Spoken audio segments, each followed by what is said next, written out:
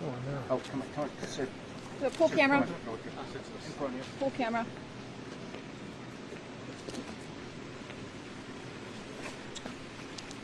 Okay, thank you very much.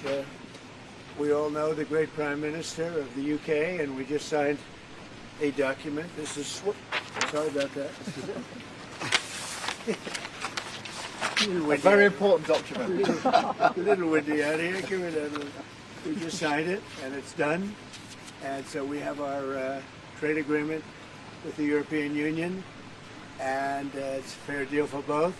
Going to produce a lot of jobs, a lot of income, and we have many other ones coming. But you see the level of enthusiasm is very good. But the relationship that we have is fantastic. So I just want to congratulate you. But Donald, thank you very much. This now implements on car tariffs and aerospace, our really important agreement. And so this is a very good day for both of our countries, a real sign of strength. So thank you again, Donald. A really important day for both of us. Great people. Has anything changed in the agreement since you spoke on the phone from the Oval Office? How much? No. This is implemented. May I ask you a question, please? G7 leaders are calling for de-escalation in Israel and Iran, but you are the key to unlocking that. That's right. And here I am. And here you are. Yeah. So can I ask you, sir, have you spoken to Prime Minister Netanyahu?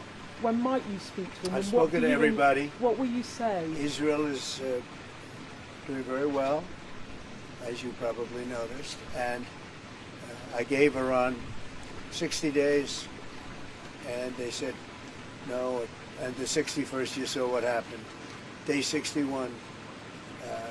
So I'm in constant touch, and as I've been saying, I think a deal will be signed, or something will happen, but a deal will be signed. And I think Iran is foolish not to sign one. Mr. President, Iran is accusing Netanyahu of attacking them to deliberately derail your nuclear plan that you had. What do you say to that? Do you think that's true? No. Look, Iran should have signed the deal.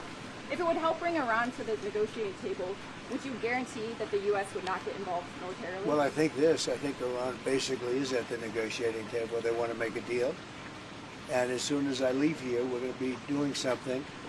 But I have to leave here. I have, this commitment. I have a lot of commitments. I have a commitment to a lot of countries, including the UK, where we just signed our deal. Mr. President,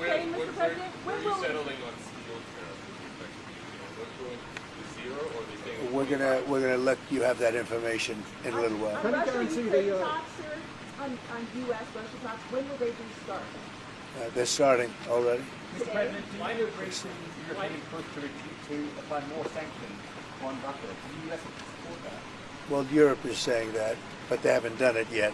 Let's see them do it first. You told me earlier that you could sanction Russia. Why wait? Why wait to sanction them? Because I'm waiting to see whether or not a deal is signed. Can you guarantee the UK won't be subject? And don't forget, sanctions cost us a lot of money. When I sanction a country, that costs the U.S. a lot of money, a tremendous amount of money. It's not just let's sign a document.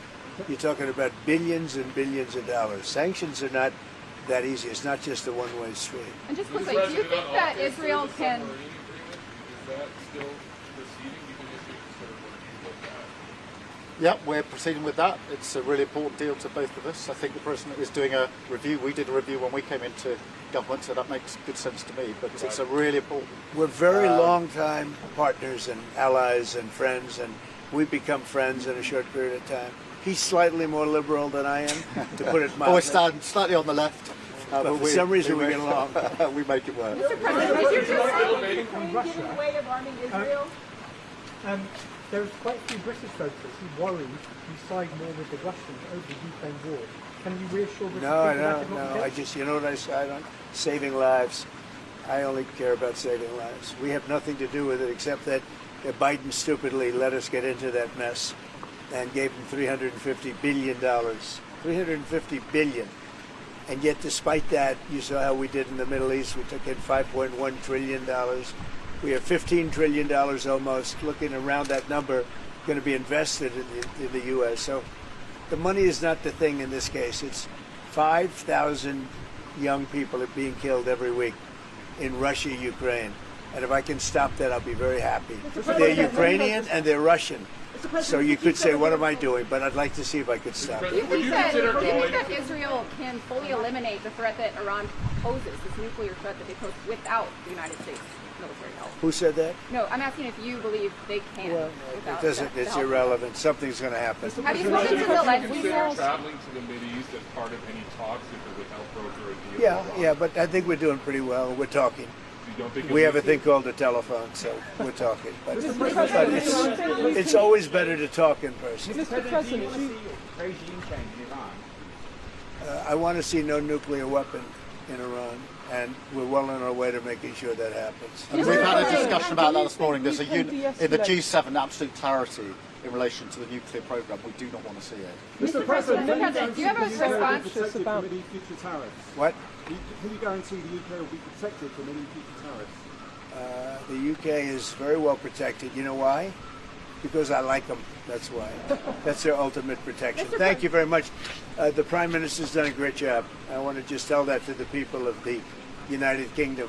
He's done a very, very good job. You know, he's done what other people, they've been talking about this deal for 6 years, right? 6 years. And he's done what they haven't been able to do. So he's done really a very good job. Do you have any response to Tucker Carlson criticizing you, saying that you were complicit in the war? I don't know what Tucker Carlson is saying. Let him go get a television network and say it so that people listen. And quickly, have you Thank spoken to Zelensky before your bilateral? Yeah, a lot of them. Japan? A lot of them. Could happen. How'd Could it go with happen? the Japanese, sir? Well.